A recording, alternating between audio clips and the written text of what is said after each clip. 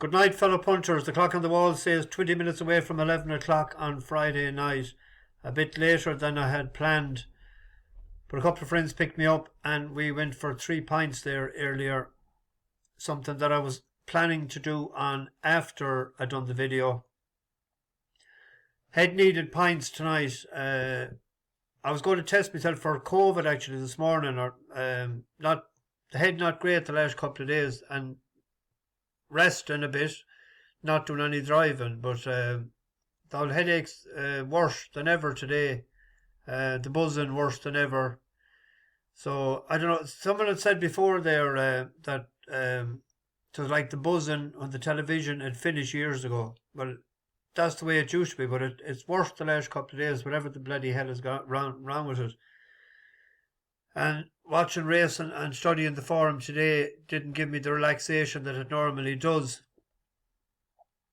But we have to soldier on. So we'll see how this works. The mind might go blank at a couple of pints tonight. The brain fog is bad tonight. I met a couple out and I couldn't think of their names or nothing. Quite embarrassing at times, but what can you do? We had a so-so day, nearly a grand day. We had Pledge of Allegiance, even though there's only 7 in the race. 365 was paying 3 places, and he went off too fast altogether. The jockey should have relaxed a bit, and it looked like he was going to fall out the back of the television, but rallied again when he got his second win to get up for a third, which I thought was a good enough performance for a 3-year-old. Under the circumstances of the ride, they should have relaxed him a bit, I thought. What else had we? Samrogue. I backed that at 20s, I backed it at 16s, I backed it at 14s, 11s, because I figured it couldn't be out of the first 5. And I knew the handbrake was off about dinner time today. And the draw and the ground. If there's good ground, that horse would have won tonight. It was yielding. It needs, for a horse that won in Lattam and a couple of times in Dundalk, it needed the ground to be similar to what it was last year. It wasn't, and it came away from where it was on the left-hand side, from 3 lengths from we said the horse that was closer to him. A bit unlucky, I thought, but we made a profit. But we'll get our money back in Laytown, I think, again this year. That's where it's going to go. We won in Laytown last year after winning in this, and it went up £5, but it won't be going up after today. So, actually, I booked to Stephen Pitt, our weatherman. He left the other day a place that he had booked in for a few days. I booked that for the Tuesday night. I'm going to go to Laytown this year. But I got an email then the next day to say there's no food in the place and there's no bar.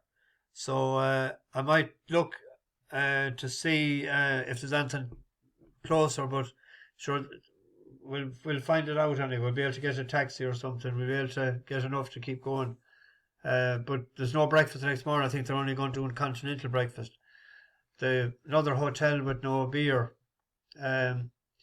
We had the winner, White Caviar, I thought would be a better horse than Gratulations, because Gratulations, as I said last night, had won for us last year in Sligo, and I thought White Caviar would be able to beat that today, but no, it was second. Left it with a bit too much to do as well, but we had a winner in the other half of Spirit Dancer, wasn't it? That one snug enough. It was 9-4 last night, went off 11-10, won the same race last year. So, not too bad of a day, but Samrogue got away from us. 20s and 16s would have been grand. Anyway, tomorrow, a plethora of stuff for you to divulge. We have 4 horses tomorrow. We have a lot of bus horses tomorrow. We have 4 horses tomorrow that won for us last time out. So I'm going to go through those 4 first. The first one is in the 4:35 at York, Baez. The that won a staying race the last time for us.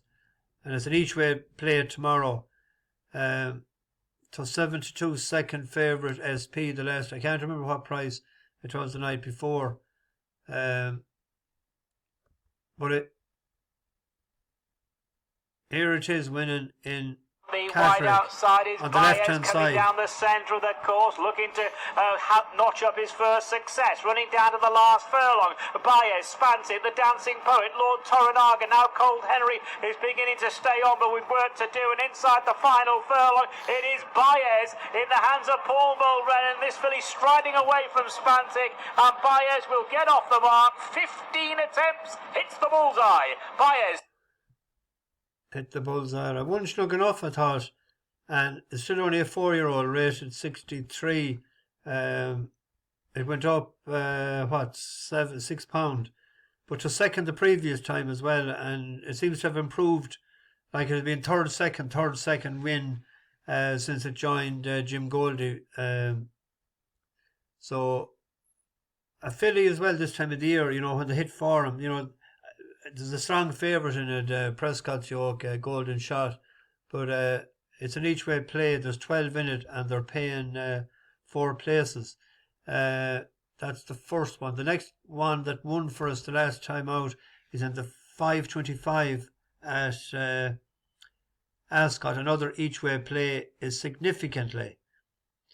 This has come down the ratings. It was 1 off 87. It's gone up 6 pounds. But it was rated in the hundreds when it won before for Carol Burke.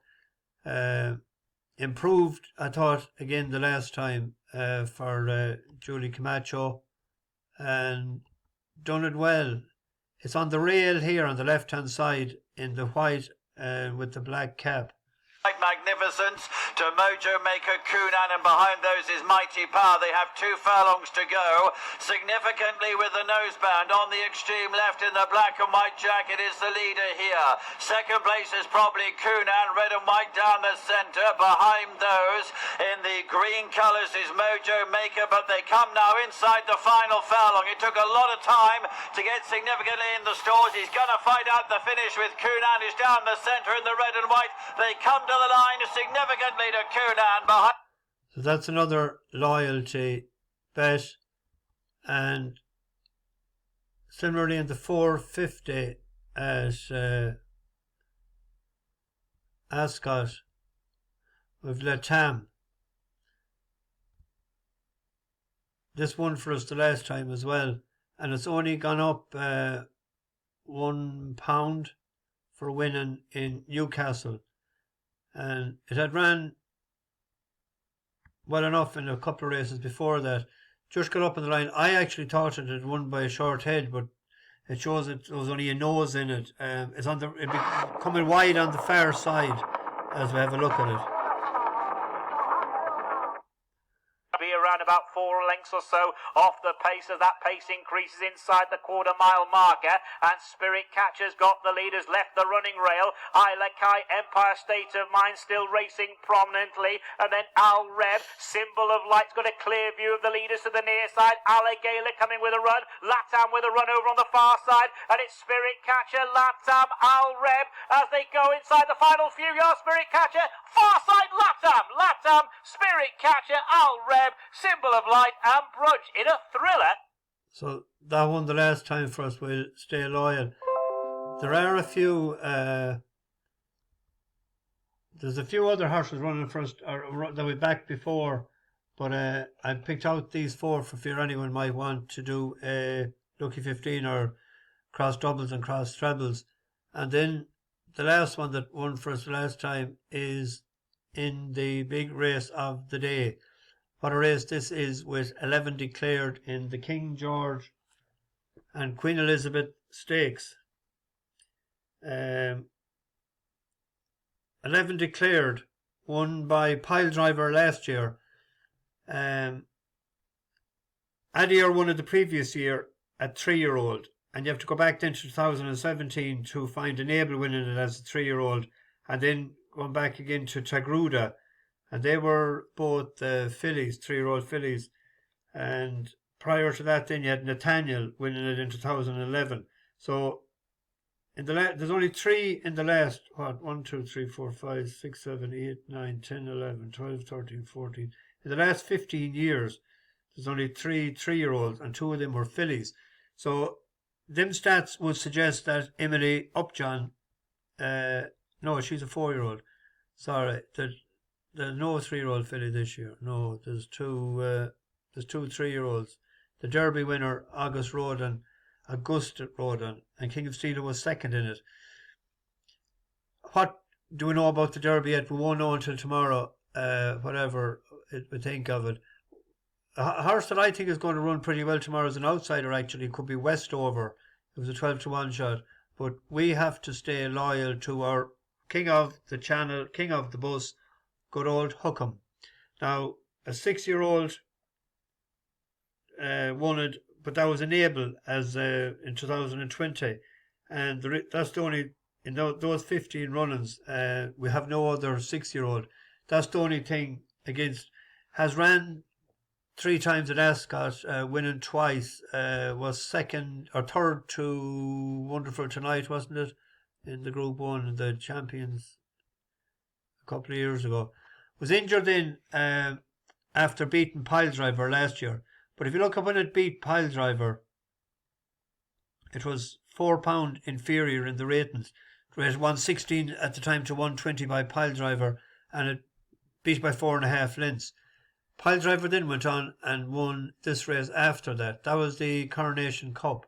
Hukum got injured after that. Came back then the last time in Sandown in the Brigadier Gerrier Stakes, and is in third place second position. as we have a look. Hukum travelling well in third in a bit of a pocket, looking for a bit of daylight now. On the outside is Cash, followed by Chichester, and Richard Kingscott now comes wide on Desert Crown. He has clear sailing, racing down towards the final 2.5 furlongs. They're quickening up. Solid Stone still just has the lead. Cash now begins to deliver a challenge, but Desert Crown has simply breezed into the race. Hukum, caught on heels, is back in fourth. Race now inside the final furlong and a half. Cash on the far side. Desert Crown to the near side. Desert Crown now ahead in front to Cash in second. Hukum now has got a clear run, but he's got a length and a half to find, and he's running out of time. Desert Crown, Hukum though, is making giant inroads. Hukum down the wide outside is up in time, and Hukum wins. Beats Desert Crown into second, and in third, Solid Stone. It is Hukum that has won, the Coronation Cup winner. A fine advertisement for the training skills of Owen Burrows, who has nursed him back from serious... Better even at a mile 4 than a mile 2. I backed him at 10s, but I was going to tip him on the channel there a couple of weeks ago, but I thought the ground would come up good to Ferrum. He's better with cut in the ground. I never expected the ground to be, good to soft in places at this time of the year. Similarly, like a Curra meeting getting called off too heavy, or rain last Sunday. You never expect that in July. I normally go to the betting shop on a Saturday at times, but no, I can't go tomorrow because I think it could be an emotional day if Hukum could win. Augusta Rodan would be probably definitely the main danger, you'd imagine, but Emily, tactically it'll be some battle tomorrow. So Jim Crowley, the big day, it's an each way bet. So 3 of the 4 there that won for us the last time are all each way players tomorrow. And I see Bet365 actually is still playing 4 places there, and 5-1 on Hukum. So hopefully that can do the business and at least get placed anyway. There's 2 other horses tomorrow that I was looking out for when they be running again. I love tackling these big handicaps. We went against Biggles, even though Biggles won for us twice last year. We went against him with AWOL, and it was the last time, it was very impressive. But there's only twice in the last 10 years that a horse drawn in single digits has won this race. Drawn high seems to be a plus. I came down on Baradar. Controversial last run because in Ascot it was good for him. But if you look back at last year in November on heavy ground, it beat Biggles. And it's £1 better off actually now as well. Biggles was carrying 9 stone 12 that day, and Baradar was carrying 9 stone 6. I think that was £6. I think the £7 I will double check it after this. But it's way smaller horse. Biggles is a big, powerful horse. Biggles, near side Baradar trying to get into top gear. Popmaster is next. Young Fire's trying to pick up then International Girl. It's still Danzan back inside the final furlong they come now. Danzan pounced on by Baradar, who's hit the front. Biggles is kept going behind them. Popmaster next, Masters Offney and Young Fire, but inside the final half they go, and Baradar driven out by David Egan opens up by a couple of lengths. Baradar will go on to land the spoils. Biggles is through for second. Danzan in third. The last couple of times it ran, it was drawn, well, it ran very decent in the Lincoln. It was third to Migration, but that was over a mile, and it was going well at the 7 furlong pole. And the last 2 races it ran was over 7 furlongs. It was drawn wrong 2 runs back, and it finished 6th. And I think with the draw tomorrow, Kevin Stott, first time cheek pieces. I'm hoping that will run well. It's an each way play as well. It's a 7-1 shot there. They're paying 6 places, and the last place 13-2. And the other one tomorrow with an angle is a Group 3 fillies race in Gowran Park. The top rated horse in the race is carrying top weight, but carrying a penalty, is Goldana for Joseph O'Brien and Dylan Brown McMonigal. The last time it ran was in a Group 1, ran in the Pretty Polly. But it came from Germany last year. 3 runs this year. Won a Group 3 first time out, beat a good yardstick there, Mia Demina. Then up to a Group 2 behind Just Beautiful. But the last day, it ran pretty well in the Pretty Polly. It's with the red cap there. Of the straight with less than 3 furlongs to go in the Yulong Pretty Polly Stakes. Travaux coming there, one off the rail is above the curve. After them is Ross Carberry, then Goldana staying on is Stay Alert, ahead of Never Ending Story, and out wide starting to close as Via Sistina racing towards the final furlong, and they're punching above the curve. Is tackled by Via Sistina as they get close together, then Travaux and Stay Alert, but it's Via Sistina moving away as they run up to the finish. Is going to be the home challenge in the Yulong Pretty Polly Stakes for George Bowie and Jamie Spencer. Stay alert above. So down a couple of notches in class. Ground shouldn't be a problem. It's out of a Pivotal mare there. Pivotal loved coaching the ground. Joseph O'Brien going all right. Well, we check the prices.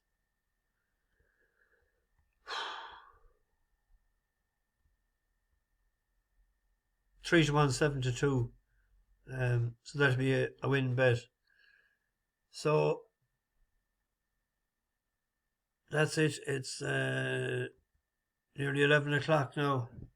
So time for a cup of coffee and bed.